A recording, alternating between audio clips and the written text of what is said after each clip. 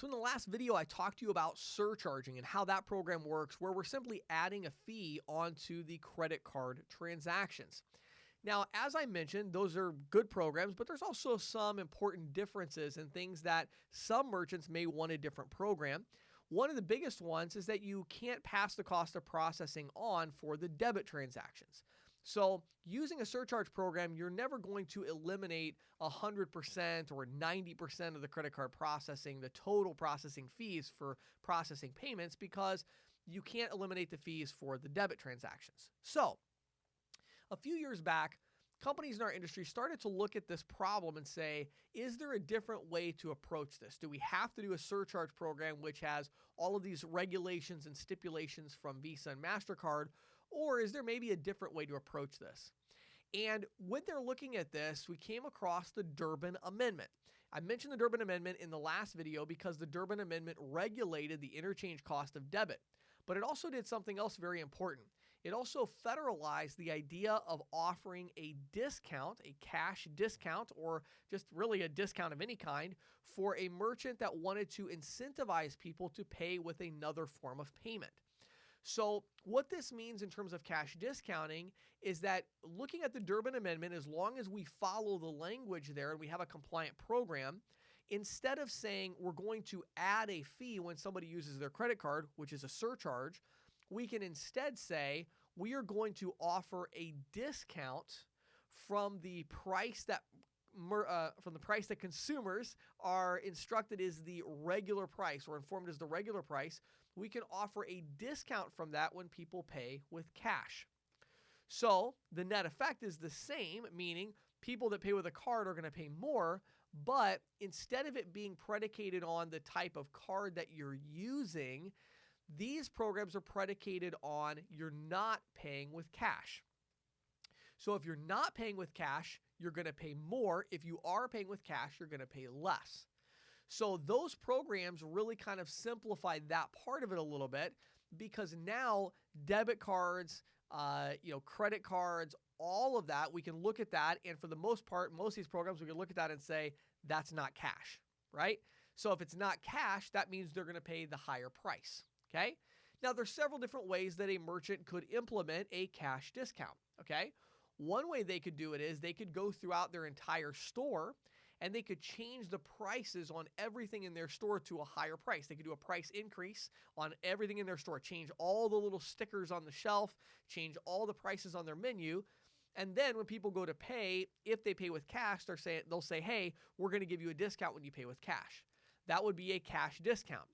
Now, the problem, of course, is that while that might work for certain business types, maybe like a plumber or an electrician or an attorney, where they really don't have big signs everywhere with lots and lots of prices, they just have maybe an hourly rate or some general pricing they could change very easily.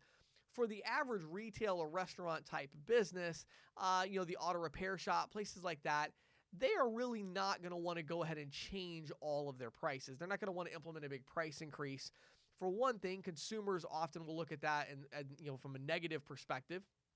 And so they don't really want to implement that. So instead, what they want to do is they want to use signage. They want to use signs on the front door and the register to inform people that the prices that they're seeing are the cash price, right? So the net effect is the same as raising all the prices and then doing a cash discount. But the difference is you can put a sign up because the Durbin Amendment says that a discount has to be a discount from the price that consumers are informed is the regular price.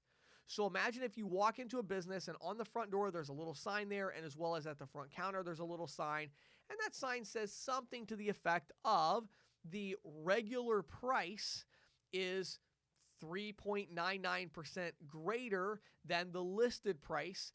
The listed price is the cash price, something along those lines. And so the idea being, we're going to offer an incentive or a discount for you to pay with cash, okay? Now, these programs come in many different shapes and sizes. Some of them are compliant, some of them are not, okay? Obviously, the programs that we want to have here, of course, are going to be our compliant programs that we're going to use. But the idea with the cash discount program is that these signs, they need to inform the customer. They need to inform the customer that the regular price is greater. They need to inform the customer that the listed price is the cash price. And they can even have some percentages there that would list it out. Now, one other way that this can be approached is with an incentive program, okay? So in the Durbin Amendment, back to the Durbin Amendment, you're going to hear us talking about that a lot.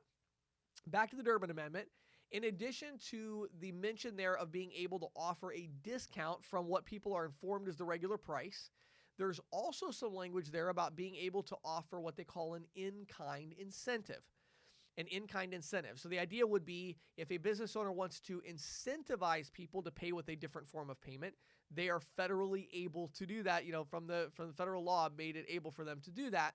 So with those programs like that, what they're doing is they're simply doing a fee that's an incentive. So a lot of times you'll see a non-cash adjustment fee.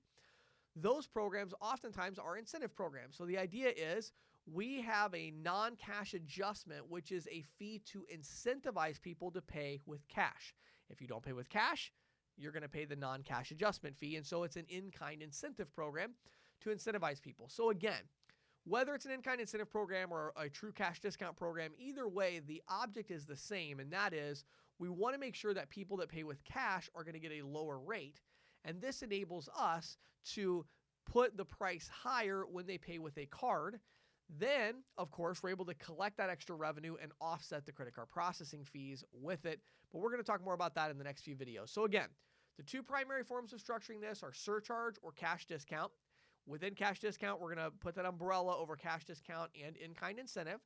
Surcharging, very simple to understand. And you can probably even tell from this video, it's just a little easier to explain the surcharging, right? It's like you're adding a fee to the credit card transactions. That's it, right?